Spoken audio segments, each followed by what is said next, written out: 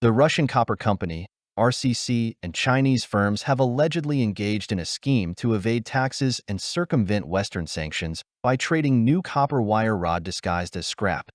This deceptive trade practice commenced in December and has facilitated profitable transactions for both exporters and importers, exploiting disparities in tariffs between scrap and new metal.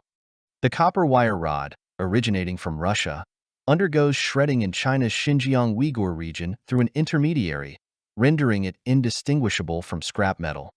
Notably, Russia's export duty on copper rods stood at 7% in December, lower than the 10% levy imposed on scrap, incentivizing this trade maneuver. Conversely, China applies a 4% tax on copper rod imports, while Russian scrap imports face no duties, further motivating this deceptive trade strategy. Although there are no legal prohibitions on Chinese firms purchasing metal from Russian entities under Western sanctions, concerns persist about potential repercussions, including loss of export business. To handle Russia-related business, certain Chinese companies have established dedicated teams, indicating the significance of this trade relationship. Challenges in processing dollar payments due to U.S. sanctions aimed at curtailing Russia's export revenues add another layer of complexity to this trade dynamic. Discrepancies between Chinese and Russian trade data reflect the clandestine nature of this trade, with significant increases in copper scrap purchases by China contrasted with negligible exports reported by Russia. When queried about this inconsistency, Russian customs authorities declined to provide data.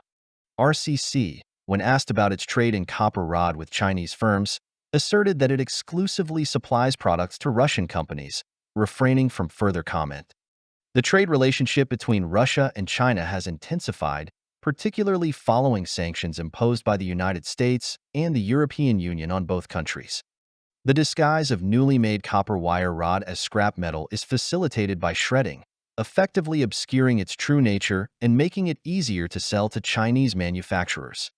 This deceptive practice has led to a surge in Chinese imports of copper scrap from Russia, with significant volumes passing through the Alashanka border in Xinjiang. Let me know your thoughts in the comments.